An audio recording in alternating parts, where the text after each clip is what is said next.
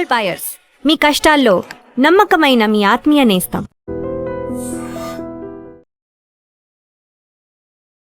నమస్తే, welcome to IT media. నేను మీ రతన్ శ్రీనివాస్.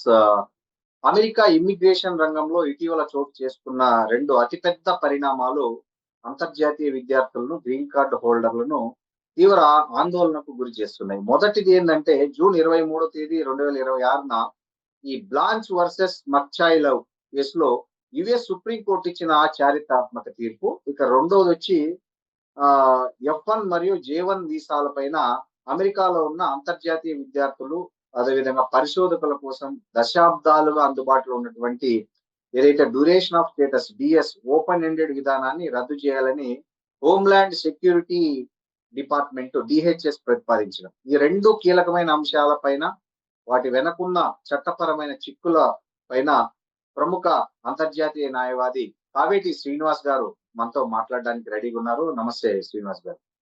నమస్కారం సార్, ఏదైతే ఈ సుప్రీంకోర్టు మొన్న ఇచ్చినటువంటి బ్లాంక్ వర్సెస్ లవ్ కేసులో సుప్రీంకోర్టు తీర్పు వల్ల గ్రీన్ కార్డు హోల్డర్లకు గతంలో ఉన్న రక్షణ ఎలా మారబోతుంది? ఇప్పుడు మనం అందరం ఫస్ట్ అర్థం చేసుకోవాల్సింది ఏంటంటే, గ్రీన్ కార్డ్ హోల్డర్లం అంటే ఏమిటి అంటే, ఫస్ట్ ఆఫ్ ఆల్ మనం గ్రీన్ కార్డ్ హోల్డర్ల కార్డు మీద ఏం రాసి ఉంటుంది అంటే రెసిడెంట్ ఏలియన్ అని రాసి ఉంటుంది. రెసిడెంట్ ఏలియన్ అంటే అర్థం ఏమిటి? రెసిడెంట్ అంటే మీకు ఉండటానికి విసులుబాటు, ఏలియన్ అంటే ఏంటి? పరదేశస్థుడు. అంటే ఏలియన్ అంటేనే పరదేశస్థుడు.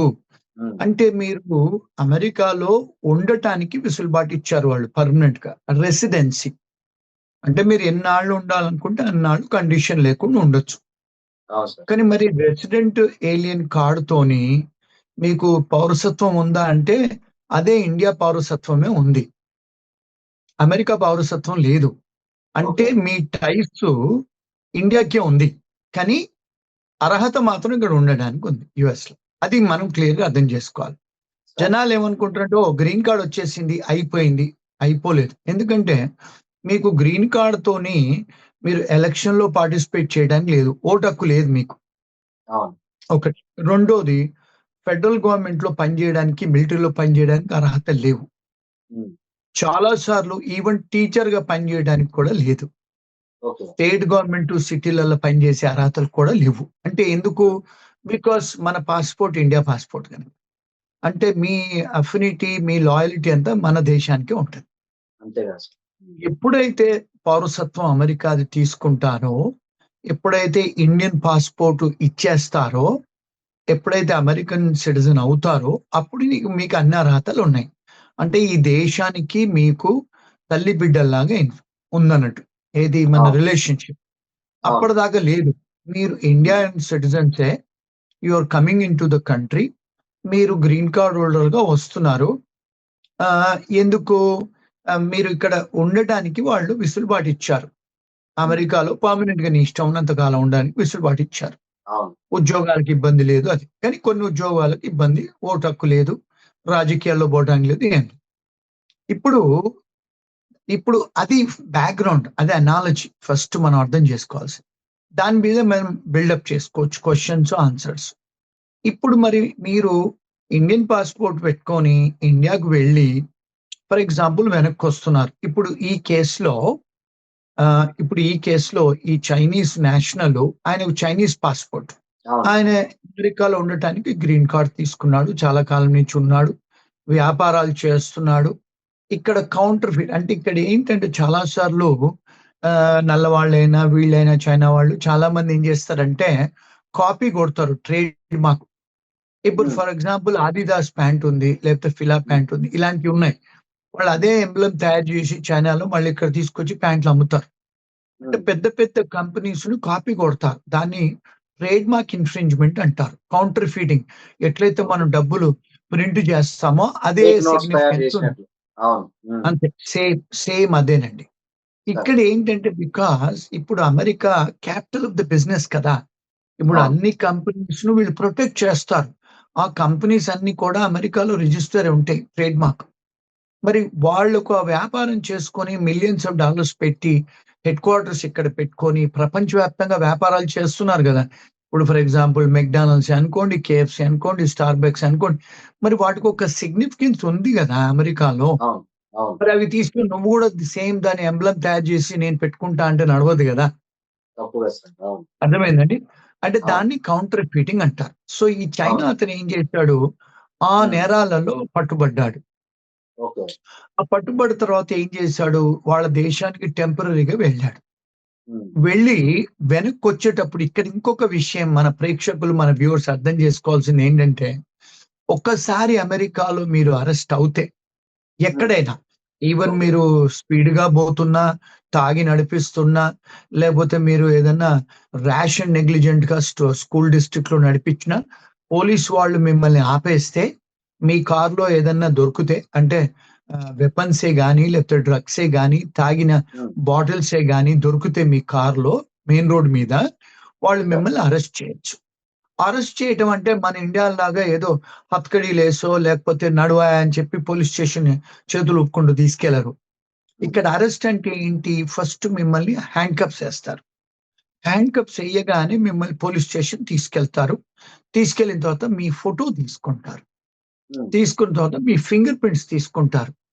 ఈ ఫింగర్ ప్రింట్స్ తీసుకోగానే ఇక్కడ వ్యవస్థ ఏంటంటే టెక్నాలజికల్ అడ్వాన్స్ కంట్రీ కదండి. అవును 27 ఏజెన్సీస్ కు షేర్ అయిపోద్ది క్లౌడ్ లో.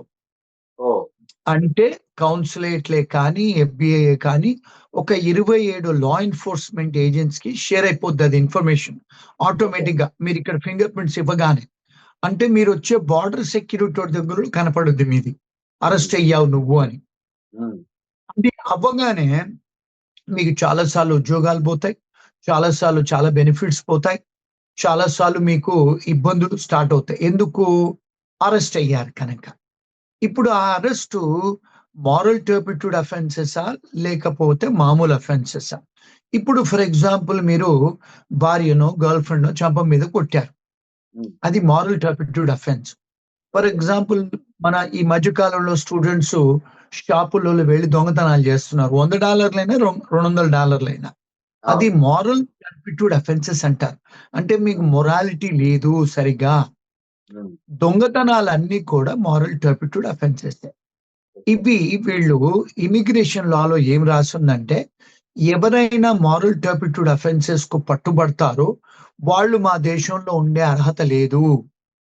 ఓకే ఈవెన్ అంటే గర్ల్ ఫ్రెండ్ క్లీన్ చెప్ప గా మీద కొడితే కూడా వాళ్ళకి అమెరికాలో నివసించే అర్హత లేదు. అంటే దీన్ని మారల్ టర్ప్ ఫర్ ఎగ్జాంపుల్ మీ గర్ల్ ఫ్రెండ్ లేదా మీ వైఫ్ చెంప మీద అవును కొట్టారు మీరు ఉమ్, డొమెస్టిక్ వైలెన్స్ లో, ఏమండి చిన్నపిల్లల్ని కొట్టారు డొమెస్టిక్ వైలెన్స్ లో, అంటే మీరు అర్హత లేదు, మారల్ టర్పిట్యూడ్ అఫెన్సెస్ లో పట్టుబడ్డారు గనుక మా దేశంలో వద్దు. అది లాలో ఉమ్, ఎప్పుడో రాసింది. కానీ ఓకే ట్రంప్ గారు వచ్చిన తర్వాత సీరియస్ గా ఎన్ఫోర్స్మెంట్ చేస్తున్నారు వారు. ఉమ్, ఇప్పుడు లాలో ఇంతకుముందు ఇవన్నీ ఉన్నాయండి, కానీ కరెక్ట్ కరెక్ట్ ఎవరు పట్టుబడట్లేదు, ఎవరు ఎన్ఫోర్స్ చేయట్లేదు స్ట్రిక్ట్ గా. మీరు వచ్చిన తర్వాత ఆర్డర్స్ ఇచ్చి చేయమని చెప్తున్నారు. అంటే సార్ ఏమిటి అంటే బార్డర్ లో ఉన్న వాళ్లకు అన్ఫిటెడ్ పవర్స్ ఉన్నాయి, కానీ ఎస్ వాళ్ళు ఎక్సర్సైజ్ చేయట్లే. ఇప్పుడు అవును చేస్తున్నారు. ఉమ్. ఇప్పుడు ఈ ఈ చైనా ఈ అతను ఈ ఈ వెనక్కి సార్ ఈ వచ్చేటప్పుడు తీర్పుతో సంబంధం లేకుండానే మీరు అన్నట్లు ఆ బార్డర్ ఫోర్సెస్ వాళ్ళకి పక్కా అధికారాలు ఉన్నాయి. సో ఈ తీర్పుతో ఉన్నాయి, సంబంధం లేదు. ఎస్ మొదటి నుంచి ఉన్నాయండి. అంటే అవునవును మారల్ టర్పిటీ, ఎస్. మీరు లోపల వచ్చేటప్పుడు ఏంటంటే ఇప్పుడు మేము యుఎస్ సిటిజన్స్ వచ్చేటప్పుడు మా ఫేస్ రికగ్నిషన్ టెక్నాలజీ పెట్టారు ఏఐలో. ఇట్లా ఫేస్ చూపించుకొని మేము వెళ్ళిపోతాం యుఎస్ సిటిజన్. ఒకవేళ గ్రీన్ కార్డ్ హోల్డర్ అయింది అనుకోండి, మీరు అక్కడ ఇమిగ్రేషన్ ఆఫీసర్ దగ్గరికి వెళ్ళాలి. వెళ్తే మీ ఫింగర్ ప్రింట్స్ తీసుకుంటాడు. తీసుకురాగానే ఆయన స్క్రీన్ లో మీద వచ్చేస్తుంది, అరెస్ట్ అవును అయ్యావు ఈ పలానా దానికని. అంటే అప్పుడు మళ్ళీ సెకండరీ ఇన్స్పెక్షన్ మళ్ళీ లోపల తీసుకెళ్తాడు. నిన్ను లోపలికి అడ్మిషన్ చేయొచ్చా లేదా అని. ఎందుకు, మరి మీరు ఎలాంటి అఫెన్సెస్ లో మీరు అయ్యారో, చిన్న అఫెన్సెస్ కూడా కావచ్చు కొన్నిసార్లు, కరెక్ట్ కరెక్ట్ తెలియదు కదా. కరెక్ట్ నేరపూరితం ఏదైనా నువ్వు అరెస్ట్ అయ్యావు అని కనిపిస్తుంది అందులో. అది నేరం అంటే నిర్ధారణ అయిందా లేదా కనపడదు. సో వాళ్ళు తీసుకెళ్ళినప్పుడు మిమ్మల్ని అడుగుతారు. అడిగి వాళ్ళు ఏం చేస్తారు, ఇప్పుడు మీరు ఇక్కడ ఈ చైనా అతను నేరం చేశాడని కనపడుతుంది కనుక, కానీ ఆయన కన్విక్షన్ అవ్వలే. ఓన్లీ ఆయన అవును మీద కేసు పెట్టారు, ఈ దొంగతనాల కేసు పెట్టారు, ఏది న్యూజెర్సీలో. ఆయన ఓకే ఏమన్నాడు, నా మీద కేసులు పెట్టారు, ఇంకా నిర్ధారణ అవ్వలేదు అంటే ఆయన ఏం చేశారు, ఆయన గ్రీన్ కార్డ్ తీసేసుకొని ఆయనను అక్కడి నుంచి అక్కడికి చైనాకు పంపలేదు. ఆయనను పెరోల్ చేశారు. పెరోల్ అంటే ఏమిటి? Temporary permission. అంటే నీకు అవును. గ్రీన్ కార్డ్ లేదు, నీకు సిటిజన్‌షిప్ లేదు, ఎలాంటి వీసా లేదు. పెరోల్ అంటే ఏమిటి? నిన్ను వదిలేయటం. ఎళ్ళు కొద్ది నాయనా రోజులు. లోపలికెళ్ళు. ఆ! హ్మ్. పెరోల్. మనకి ఇండియాలో కూడా పెరోల్ ఉంటది. అవును. జైల్‌లో అవును. నుంచి బయటకొస్తే పెరోల్‌లో రైట్ సార్. బయటకొస్తారు. అవును. పెరోల్ వచ్చిన తర్వాత అది టైప్ ఆఫ్ పనిష్మెంటే. అది హ్మ్. పనిష్మెంట్‌లో ఒక టైపు. కానీ మిమ్మల్ని మానిటర్ చేస్తా ఉంటారు వాళ్ళు. నువ్వేం చేస్తున్నావు? ఎక్కడికెళ్తున్నావు? ఎక్కడికి పోకుండా. సో, ఇప్పుడేంటంటే ఆయనని పెరోల్ చేశారు. చేసిన తర్వాత ఆయనేం చేశాడు, లోపలికొచ్చిన తర్వాత ఒప్పుకున్నాడు ఆయన చేసిన నేరాలన్నీ. హ్మ్. నేరాలన్నీ ఒప్పుకున్న తర్వాత ఆయనకు సజా అయింది. అంటే పనిష్మెంట్ పడ్డది. హ్మ్. కన్విక్షన్ అయింది. అప్పుడేం చేశారు ఇమ్మిగ్రేషన్ వాళ్ళు, ఈయనను ఇక్కడ మా దేశంలో ఉండటానికి అర్హత లేదు అని చెప్పి రిమూవల్ ప్రొసీడింగ్స్ స్టార్ట్ చేశారు. ఓకే. రిమూవల్ ప్రొసీడింగ్స్ స్టార్ట్ చేశారు ఇమ్మిగ్రేషన్ వాళ్ళు. చేస్తే ఆయనే రిమూవల్ ఏసిన తర్వాత జడ్జ్ గారు నిర్ధారణ చేసిన తర్వాత ఇమ్మిగ్రేషన్ జడ్జిలు వేరండి. మళ్ళీ క్రిమినల్ కేసులు జడ్జిలు వేరు. దానికి హ్మ్. సెపరేట్ అన్ని. ఇప్పుడు రైట్. మనలాగా హైకోర్ట్‌లో, సుప్రీం కోర్ట్‌లో అన్ని వింటారని అట్లా ఉండదండి. అవును. ప్రతి అవును. దానికి ఇక్కడ స్పెషలైజ్డ్. So, okay. ఆయనేం చేస్తాడు, సుప్రీం కోర్ట్ దాకా తీసుకెళ్ళాడు కేస్‌ని. ఏమని?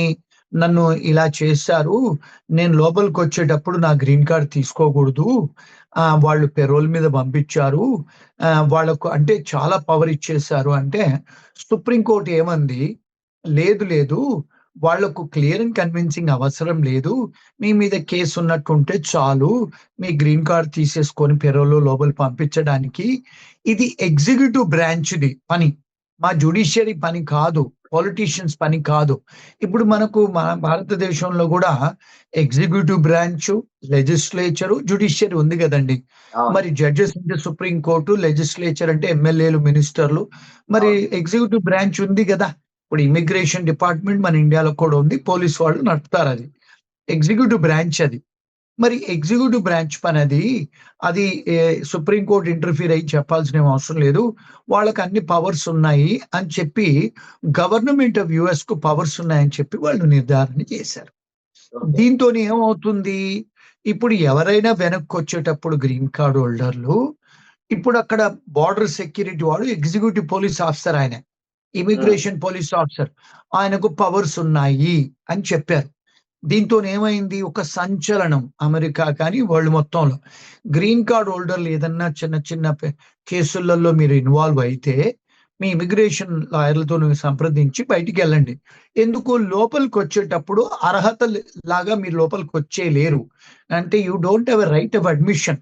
ఎందుకు యెస్. మీ మీద కేస్ ఉంది కనక. ఆ కేసు నిర్ధారణ అయ్యే వరకు కూడా బయటికెళ్ళకూడదు. సో, దీంతోని ఏమవుతది వీళ్ళకి పవర్స్ ఎక్కువొచ్చేసాయి. అంతకుముందు లెవెనే ఉన్నాయి. కానీ వాళ్ళు ఎన్ఫోర్స్ చేయట్లేదు. ఇప్పుడు సుప్రీం కోర్ట్ చెప్పిన తర్వాత ఇంకా పవర్‌ఫుల్ అయిపోయారు. అవును ఇప్పుడు సార్. ఆయన ట్రంప్ గారు కూడా చెప్పాడు. అదండి. సార్. ఇంత అవును సార్. క్లియర్ అండి ఇది. అవును సార్. సార్ ఇంకోటి దీనివల్ల ఇలాంటి నిబంధనల వల్ల ఇమ్మిగ్రేషన్ పెరోల్‌పై అమెరికాలో ప్రవేశించిన గ్రీన్ కార్డ్ హోల్డర్‌లు వర్క్ పర్మిట్‌లు కావచ్చు, లేదంటే ఇతర సోషల్ బెనిఫిట్స్ ఎలా ఎఫెక్ట్ అయితాయి సార్? ఇప్పుడు మీరు గ్రీన్ కార్డ్ ఒక్కసారి మీది తీసేసుకున్నారు వాళ్ళు అంటే, ఇప్పుడు హ్మ్. ఫర్ ఎగ్జాంపుల్ గవర్నమెంట్‌లో మీకు ఫర్ ఎగ్జాంపుల్ ఇప్పుడు మీరు ఓల్డ్ ఏజ్ పీపుల్ అనుకోండి. మెడికల్ హ్మ్. ఫెసిలిటీస్ ఉంటాయి. మెడికేడే అనుకోండి. లేకపోతే కొంతమంది లేని వాళ్ళు ఇల్లులు హౌసింగ్ మన ఇండియాలో ఉన్నట్టు ఇక్కడ కూడా హౌసింగ్ ఉంటది. ఇట్లా మీకు ఫుడ్ స్టాంప్స్ కూడా ఇస్తారు భోజనాలకి. హ్మ్. మీ పిల్లలకిస్తారు పాలు తాగడానికి. ఇలాంటి బెనిఫిట్స్ అన్నీ పోయే ఆస్కారాలున్నాయి. ఎందుకు మీరు డిపోర్టబుల్, రిమూవబుల్ ఏలియన్ కనుక. అంటే మా దేశస్థులు కాదు మిమ్మల్ని తీసే దాన్లలో ఉన్నాము. మీకు అర్హతలు లెవ్వు. పోయే ఛాన్సెస్ ఉన్నాయి. ఉద్యోగాలు గూడా పోయే ఛాన్సెస్ ఉన్నాయి. మీకు ఏ బెనిఫిట్స్ ఫర్ ఎగ్జాంపుల్ ఇప్పుడు డ్రైవింగ్ లైసెన్సే అనుకోవచ్చు, గన్ లైసెన్సే అనుకోవచ్చు, లాటరీ సేల్ జేయడానికి లైసెన్సే అనుకోవచ్చు, లిక్కర్ లైసెన్సే అనుకోవచ్చు. చాలా లైసెన్సెస్ అన్నీ కూడా మనకెట్లయితే ఆధార్ కార్డ్‌తోని ముడిపడి ఉంటాయో మన పాస్‌పోర్ట్ ఉన్న ఆధార్ కార్డ్‌తోని ఎలా అయితే ముడిపడి ఉంటాయో, ఇక్కడ సోషల్ సెక్యూరిటీ, గ్రీన్ కార్డ్ మన వాటితోని ముడిపడి ఉంటాయండి. అవన్నీ కూడా పోయే ఆస్కారాలున్నాయి. సార్ ఇంకోటి సార్ ఈ ఈ ఈ ఎటువంటి క్రిమినల్ రికార్డ్ లేని ఈ సాధారణ గ్రీన్ కార్డ్ హోల్డర్‌లు ఇంటర్నేషనల్ ట్రావెల్ చేసేటప్పుడు ఈ తీర్పుని బట్టి ఏవైనా జాగ్రత్తలు తీసుకోవాలనా వాళ్ళు? అంటే ఇప్పుడు వాళ్ళు అంటే ఇప్పుడు 6 నెలల కంటే బయట ఎక్కువ ఉండకూడదు. ఒకటి. రెండోది వాళ్ళకి ఇక్కడ ఇల్లున్నా, లేకపోతే వాళ్ళకి ఇక్కడ టాక్స్ రిటర్న్స్ కడుతున్నారా? వాళ్ళిక్కడ ఫ్యామిలీ ఉందా? ఇలాంటి వాళ్ళు చూసుకోవాలి. చాలా సార్లు ఏమవుతదంటే టాక్సులు కట్టరు. మేము డబ్బులు హ్మ్. ఇన్‌కమ్ సంపాదించట్లేదు గదా! మేము టాక్సులు కట్టం అంటారు. అది నేరం టాక్స్ కట్టకపోతే. హ్మ్. రెండోదేంటంటే ఇప్పుడు ఫర్ ఎగ్జాంపుల్ మీరెక్కడైనా రెంటల్ ఉంటారు. మన ఇండియన్స్ నార్మల్‌గా రెంటల్ అగ్రీమెంట్ తీసుకోరు. హ్మ్. ఉండిపోతారు. రెంట్ ఇచ్చేస్తారు. ఇండియాలో ఎంతమంది మనం లీజులు, రెంటల్ అగ్రీమెంట్ అవునవును. తీసుకుంటామండి. అవును. నెల నెలకి రెంట్ చాలా కట్టేస్తాం. కామన్ అది. అవును. అవును. కామన్ క్యాష్ కట్టేస్తాం, చెక్కులు కట్టేస్తాం. చెక్కులు ఎవరం కట్టం మన దేశంలో. హ్మ్. ఇక్కడ కొంత చెక్కులో లేకపోతే బ్యాంక్ ట్రాన్సాక్షన్స్ కొంతమంది చాలా మంది ఓనర్స్ మన దేశీయులు ఇండియాలో ఎస్పెషల్‌గా క్యాష్ తీసుకుంటారు. అలాంటప్పుడు ఏదైనా రెంటల్ అగ్రీమెంటో లేకపోతే లీజ్ అగ్రీమెంటో ఏదో తీసుకోండి. ఇంక మూడోదేంటంటే మీకెలాంటి ఎప్పుడైనా కేసులేమన్నా ఉంటే ఇంతకుముందు గతంలో ఉంటే మీరిక్కడ ఎఫ్‌బీఐకి సంప్రదిస్తే మీ ఫింగర్ ప్రింట్స్ ఇస్తే మీ మీద ఏమన్నా కేసులు ఉన్నాయా? లేకపోతే కేసులున్నాయి కొట్టేసారా? అలాంటిది హ్మ్. ర్యాప్ షీట్ అంటారు దాన్ని. అది హ్మ్. తీసుకొని ట్రావెల్ చేస్తే బెటరు. ఇప్పుడు మొన్న ఓకే. ఒక క్లయింట్ ఫోను చేసాడండి. ఆయన మీద కేసుంది. కానీ ఆయనకు కనపడట్లేదు. కోర్ట్‌లో కనపడట్లేదు. ఎక్కడ కనపడట్లేదు. కానీ ఆయన మీద కేసుంది. ఒక 3, హ్మ్. 4 ఏళ్ల కింద. కానీ ఆయనకి తెలియట్లే. ఎక్కడ హ్మ్. పోయి సంప్రదించాలని. పోలీసోళ్ళకి ఫోను చేస్తే వాళ్ళు నాకు కనపడతలేదంటున్నారు. కోర్ట్ వాళ్ళకి ఫోను చేస్తే కనపడలేదంటున్నారు. కానీ ఆయన మీద కేసు ఆయన మీద ఉన్నట్టు కాగితాలున్నాయి. ఇప్పుడు అలాంటి వాళ్ళు బయట దేశానికెళ్లారనుకోండి. ఒకవేళ ఎయిర్‌పోర్ట్‌లో అది సిస్టమ్‌లో వచ్చేస్తే ఆ కేసు డిసైడ్ అవ్వలేదని వాళ్ళు హెచ్-1లో ఉన్నా, విజిటర్ వీసాలో ఉన్నా, స్టూడెంట్ వీసాలో ఉన్నా వాళ్ళను క్యాన్సెల్ జేసి వీసా వెనక్కి పంపొచ్చు. అందుకని జాగ్రత్తలు తీసుకోవాలండి. సార్ ఇంకోటి సార్ ఈ దశాబ్దాలుగా ఉన్నటువంటి డ్యూరేషన్ ఆఫ్ స్టేటస్ అంటే డీఎస్ విధానాన్ని రద్దు చేసి నిర్దిష్ట గడువు తేదీని ప్రవేశపెట్టడం వెనక హోమ్‌ల్యాండ్ సెక్యూరిటీ డిపార్ట్‌మెంట్ యొక్క ప్రధాన ఇంటెన్షన్ ఏంటి సార్ అసలు? ఇప్పుడు ఏంటంటే ఏమవుతుందంటండి ఇక్కడ స్టూడెంట్స్ వస్తారు గదా! ఇప్పుడు హ్మ్. మాస్టర్స్ కోర్స్ కోసం వస్తారు. మరి మాస్టర్స్ కోర్సు 1 ½ ఇయర్ అండి. దాని తర్వాత వాళ్ళకి వర్క్ పర్మిట్ దొరుకుతదండి. 2 ఇయర్స్, 3 ఇయర్స్ దొరుకుద్ది. స్టెమ్ ప్రోగ్రామ్స్ అయితే. వాళ్ళు ఆ స్టెమ్ ప్రోగ్రామ్స్‌లో వాళ్ళకి వర్క్ పర్మిట్ దొరికిన తర్వాత చాలా సార్లు ఉద్యోగం దొరకట్లేదు. హ్మ్. రెండోదేంటంటే చాలా ఎంప్లాయర్‌లు హెచ్-1 ఇయ్యట్లేదు. అంటే ఈ హ్మ్. $1,00,000 నిబంధన అనుకోండి, లేకపోతే ఉద్యోగాలు లేకపోకుండా. వాళ్ళేం జేస్తున్నారు, ఇక్కడే ఏదో పని జేసుకుంటున్నారు ఇల్లీగల్‌గా. అంటే ఈ విషయం చాలా మందికి నచ్చదు నేను చెప్పేది. పేరెంట్స్ కూడా నచ్చదు. మీ స్టూడెంట్స్ ఎవరన్నా మీ ఈ ప్రోగ్రామ్ వాచ్ చేస్తే కూడా నచ్చదు నేను చెప్పేది. కానీ వీళ్ళందరూ కూడా ఇల్లీగల్‌గా యూనివర్సిటీ అవతల పని చేయకూడదు. కానీ యూనివర్సిటీ బయటే పని జేస్తారు. గ్యాస్ స్టేషన్‌లలో, పెట్రోల్ బంపులలో, షాపులలో లేకపోతే లిక్కర్ స్టోర్స్‌లలో లేకపోతే ఇండియన్ రెస్టారెంట్‌లలో పని జేస్తారు. ఇదంతా కూడా ఇల్లీగలే చేయకూడదు. కానీ చేస్తా ఉంటారు. మాకు అన్ని కట్టాలండి. మేము అప్పులు తీసుకొనొచ్చామని కట్టాలని చెప్తారు వీళ్ళంతా. ఏవండీ? ఇప్పుడు ఇలా చేస్తూ, చూస్తూ వీళ్ళ అప్పులు స్టూడెంట్ లోన్స్ అంతా కడతారు. కానీ ఇప్పుడు మీరిక్కడ ఉన్న తర్వాత 2, 3 ఏళ్ళు మళ్ళా మాస్టర్స్ అయిపోయింది గదా! ఎందుకుండాలనుకుంటున్నారు? మళ్ళీ ఇంకో హ్మ్. Masters join అయితున్నారు.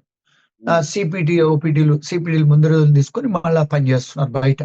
మూడోదేంటంటే రెండో మాస్టర్స్ అయిపోతుంది. హెచ్-1 రాదు. మళ్ళీ మూడోది పీహెచ్‌డీ జాయిన్ అవుతున్నారు. అంటే వీళ్ళేమంటున్నారంటే, మీకసలు వచ్చిన కారణం ఏంటి? ఆబ్జెక్టివ్ ఆఫ్ హ్మ్. స్టడీ ఏంటి? మీ ఆబ్జెక్ట్ మీరు మాస్టర్స్ చేయడానికొచ్చారు. మరి రెండో మాస్టర్‌లు, మూడో మాస్టర్‌లు, పీహెచ్‌డీ చేస్తున్నారు గదా! అంటే హ్మ్. మీరేదైతే ఆబ్జెక్టివ్‌తోని మా దేశానికొచ్చారో అది హ్మ్. అయింది. పరిపూర్ణంగా అయిపోయింది. అయినా ఇక్కడ ఉండటానికి ప్రయత్నంలలో మీరివన్నీ చేస్తున్నారు అని అంతకుముందు కూడా ఉంది.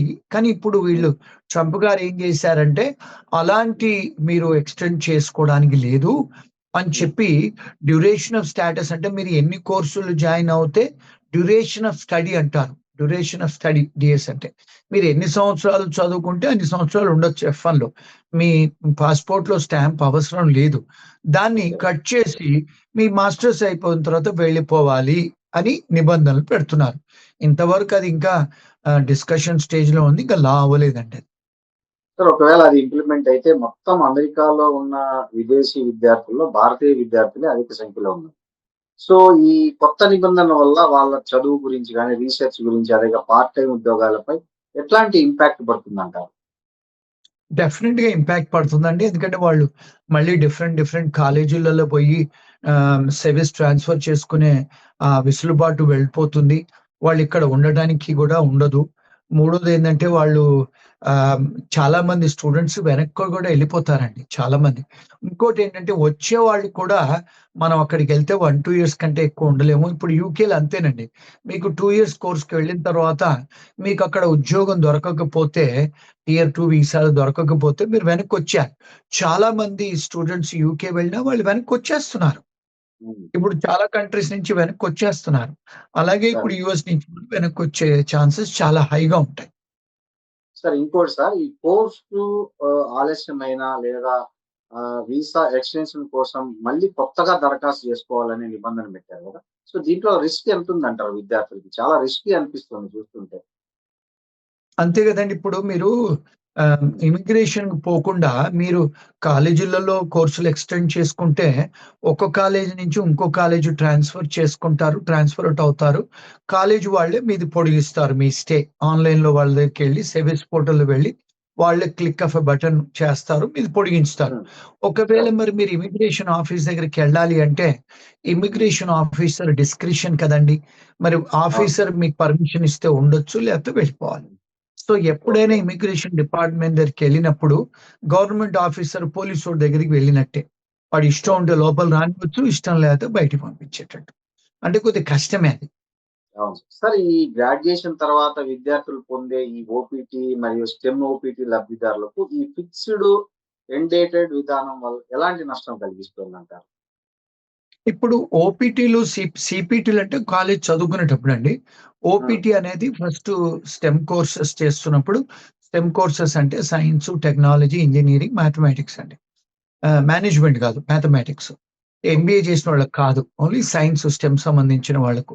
వాళ్ళకేమవుతదంటే, వాళ్ళకు మాస్టర్స్ అయిపోగానే డ్యూరింగ్ ద కోర్స్ కూడా తీసుకోవచ్చు పర్మిషన్ టు వర్క్. అయిపోయిన తర్వాత మీకు ఇనీషియల్‌గా ఒక సంవత్సరం ఆక్యుపేషనల్ ట్రైనింగ్ అని ఇస్తారు. సార్. అందులో మీకు సాలరీ వచ్చినా లేకున్నా చేసుకోవచ్చు. తర్వాత 2 హ్మ్. సంవత్సరాలు ఇస్తారు. ఇప్పుడు ఇవన్నీ సార్. కూడా మీకు కోర్సు మీకు లిమిటేషన్ చేస్తే, ఒక కోర్స్ హ్మ్. తర్వాత ఇంకో కోర్స్ చేయటానికి లేదన్నప్పుడు, మీకు ఈ 3 సంవత్సరాలలో H1 రాకపోతే ఇంటికెళ్ళిపోవాలి కదండీ! అవును. అవును సార్. సార్ ఇంకోటి సార్, ఈ ప్రతిపాదన చట్టంగా మారే లోపే ప్రస్తుతం అమెరికాలో ఎవరైతే ఉన్నారో ఈ F1, J1 విద్యార్థులు తమ లీగల్ స్టేటస్‌ను కాపాడుకోవడానికి ఇప్పుడే ఎలాంటి ముందస్తు ప్రణాళికలు అమలు చేయాలంటారు? అంటే వాళ్ళు డెఫినిట్‌గా ఇమ్మిగ్రేషన్ లాయర్‌లని కలిస్తే బెటర్ అండి. సో అది ఒక్కటే పరిష్కారమా సార్? ఇంకేమన్నా అంతే ఉందా? ఇప్పుడు అంటే వాళ్ళు ఆన్‌లైన్‌లో చాట్‌జీపీటీలో చదువుకుంటారు. కొంత హ్మ్. ఆ చాట్‌జీపీటీ ఈస్ నాట్ ఎ లా కొంత ఇన్ఫర్మేషను. సో, హ్మ్. వీళ్ళందరూ ఆ చాట్‌జీపీటీలో ఇన్ఫర్మేషన్ తీసుకొని ఆ రూమ్‌మేట్‌లతోనో, లేతే వాళ్ళ సీనియర్‌లతోనో, లేకపోతే వాళ్ళు హ్మ్. వాళ్ళే మాట్లాడుకుంటారు. ఒక sir. Competent, qualified expert immigration lawyer దగ్గరికెళ్లి సంప్రదిస్తే వాళ్ళకు సార్. బోలెడన్ని ఆన్సర్స్ దొరుకుతాయని. కానీ నార్మల్‌గా మన స్టూడెంట్స్ ఏంటంటే ఒక్క కన్సల్టేషన్ $200, $300 ఇచ్చి వెళ్ళాలా? అని వాళ్ళు వాళ్ళే తీసుకుంటారు. దాంతోని ఏమవుతుందంటే చాలా సార్లు మనకు అది లీగల్ అడ్వైస్ కింద పరిగణించదు. కొంత ఇన్ఫర్మేషన్ కిందనే పరిగణించొచ్చు. సో, అందుకనే సార్ ఈ నేను ప్రతి ఇంటర్వ్యూలో చెప్తాను. Get in touch with some qualified lawyers అని. సార్ ఈ వేజ్ వెయిటెడ్ లాటరీ వల్ల ఉద్యోగాల ఎంపిక అవకాశాలు తగ్గిపోయినాయని చాలా వరకు టాక్ వస్తుంది. ఇది కరెక్టేనా సార్ ఇది? నిజమేనండి. ఇప్పుడు ఏం ఓకే. చేశారంటే వీళ్ళు ఆహ్, ప్రస్తుత ట్రంప్ గారు ఏమన్నారంటే, చాలా హై సాలరీ ఇచ్చే వాళ్ళకి ముందు ప్రాధాన్యత ఇవ్వండి. అంటే అవును. 1,50,000, 1,70,000 వాళ్ళే హ్మ్. పికప్ చేశారు ఫస్ట్ లాటరీలో. తర్వాత హ్మ్. ఏం చేశారు లెవెల్ 2, లెవెల్ 1 దాకా ఇచ్చారు. సో, లెవెల్ 1 వచ్చే వరకు 90,000, 80,000 వాళ్ళకొచ్చే వరకు తక్కువ పికప్ అయినవి లాటరీలో. లెవెల్ 1 ముందు పికప్ అయింది. లెవెల్ 2 తర్వాత లెవెల్ 3. మరి ఆబ్వియస్‌లీ వాళ్ళేమన్నారంటే 1,50,000, 1,70,000 ఇచ్చిన సాలరీ 2,00,000 ఇచ్చే వాళ్ళకే మీరు ఇవ్వండి అని. అంటే ఏమవుతుంది? మరి వాళ్ళది ఒకవేళ పికప్ అవుతే వాళ్ళకి ఆ జీతాలు కడితే మరి వాళ్ళే హై టాక్స్ కదండీ! అవును. 40% టాక్స్ కడతారు వాళ్ళు. ఈ హ్మ్. 70, 80 వేల వాళ్ళు తక్కువ టాక్స్ కడతారు. 30% కడతారు. మరి వాళ్ళ దగ్గర టాక్స్ పేయర్స్ హెవీగా వాళ్ళే ఉంటారు. ఎంప్లాయీస్ కనుక వాళ్ళకే వెసులుబాటు ఇచ్చారు. డెఫినిట్‌గా సార్ ఎఫెక్ట్ అయింది. సార్ ఈ ఇండియన్స్‌కి అమెరికా చాలా కష్టమేనా? చూస్తుంటే ఈ కొత్త నిబంధనలు, ఎన్ఫోర్స్‌మెంట్ అంతా స్ట్రిక్ట్‌గా అమలు చేయడం ఇవన్నీ చూస్తున్న నేపథ్యంలో ఇండియన్స్‌కి అమెరికా ఉద్యోగం, అమెరికా నివాసం అనేది కష్టమేనా? అంటే ఈవెంచువల్‌గా కాస్త డిఫికల్టేనండి. అంటే ఇప్పుడున్న ప్రెజెంట్ ట్రంప్ అడ్మినిస్ట్రేషన్ లో లాస్ట్ టైం వారు వచ్చినప్పుడు కూడా చాలా ఇబ్బందులు పెట్టారు, చేశారు. ఎందుకంటే చూసుకుంటే ప్రపంచంలో 60-70 కంట్రీస్లలో వారు కౌన్సులేట్స్ క్లోజ్ చేశారండి. మరి ఓకే. మన మన భూలోకంలో ఉన్నాయే 160 దేశాలు. 60, హ్మ్. 70 దేశాలు మీరు క్లోజ్ చేసి, మీరు ఎంబసీలు క్లోజ్ చేసి, కొత్త ఎంబసీలు ఓపెన్ చేయకపోతే, మరి ఇప్పుడు మీకు కష్టమే గదండీ! ముందు ముందు అవును. తను ఉన్నంత సేపు కొద్దిగా కష్టమేనండి. సార్ ఈ $1,00,000 అదనపు ఫీజు ప్రభావం ఇండియన్ ఐటీ కంపెనీలకి ఏమైనా ఎఫెక్ట్ పడుతుందంటారా? చాలా ఎఫెక్ట్ పడ్డదండి. చాలా ఎఫెక్ట్ పడ్డది. ఇప్పుడు ఎవరు $1,00,000 కట్టి తీసుకొస్తారు? కష్టమే. ఇప్పుడు అవునా సార్? $1,00,000 పెట్టాలి. జీతం హ్మ్. 1,70,000 ఇవ్వాలి. Immigration okay. ఫీజులు కట్టాలి. లాయర్ ఫీజులు కట్టాలంటే కష్టమే. కానీ లక్కీలీ ఏమైందంటే అండి, ఇప్పుడు ఈ హ్మ్. $1,00,000 ఇంపోజ్ చేశారు గదా వీరు. ఆ $1,00,000 కోర్ట్ వాళ్ళు ఆహ్, ఆహ్, నే అంటే చెల్లనేరదని చెప్పి డిసైడ్ చేశారండి. ఇప్పుడు అవును. $1,00,000 ఇంపోజిషన్ ఆఫ్ దట్ లేదండి. ఇప్పుడు కోర్ట్ వాళ్ళు నిర్ధారణ చేసేశారు. అది అన్‌లాఫుల్ అని. సార్ అమెరికాలో ఒక సాఫ్ట్‌వేర్ ఉద్యోగం సాధించాలనుకునే వారికి ఒక ఇమ్మిగ్రేషన్ నిపుణులుగా మీరిచ్చే బెస్ట్ అడ్వైస్ ఏంటి సార్ అసలు? అంటే ఫస్ట్ ఎవరైనా స్టూడెంట్‌గా వచ్చేటప్పుడు వాళ్ళు తెలుసుకోవాలి వాళ్ళ హక్కులు, అర్హతలు. రెండోది ఇప్పుడు హెచ్-1కి అయ్యే ఇబ్బందులు తెలుసుకోవాలండి. మూడోది వాళ్ళకు స్కిల్స్ లేకపోతే ఇక్కడకు స్కిల్స్ లేకుండా వచ్చి ప్రయత్నాలు చేసి ఇబ్బందులు పడగూడదు. నాలుగోదేంటంటే ఏదన్నా ఇక్కడికి వచ్చిన తర్వాత గూడా స్టూడెంట్సే గానీ, హెచ్-1బీ వాళ్ళే గానీ, గ్రీన్ కార్డ్ హోల్డర్‌లే గానీ, వాళ్ళు ఇక్కడికి వచ్చిన తర్వాత ఎలాంటి నేరాలలో ఇన్వాల్వ్ అవ్వొద్దండి. ఒకవేళ అవుతే బయటికి స్టూడెంట్సే గానీ, హెచ్-1బీ వాళ్ళే గానీ, గ్రీన్ కార్డ్ హోల్డర్‌లే బయటకు వెళ్తే వచ్చేటప్పుడు వాళ్ళయన్నీ సరిగ్గా చూసుకొని, కేసులు లేనప్పుడు వెళ్ళి వస్తే బెటరు. డెఫినిట్‌గా ఈ నిబంధనలన్నీ చూసుకోవాలండి వాళ్ళు. అంటే మునుపటిలాగా లేదు. ఇప్పుడు పేరెంట్స్ కూడా వచ్చేస్తారు. 2 నెలలు, 3 నెలలు ఇండియా బోయేసి ఇక్కడికొచ్చి ఉద్యోగాలు జేస్తారు. అలాంటివన్నీ స్టూడెంట్స్ కూడా వాళ్ళ పేరెంట్స్ గ్రాడ్యుయేషన్‌కొస్తారు. అన్నీ అన్‌లాఫుల్ పనులు జేస్తారు. అయన్నీ కూడా కొంచెం కష్టమే. జాగ్రత్తగా ఉండాలి. Thank you sir. Thank you very much. Okay. Thanks.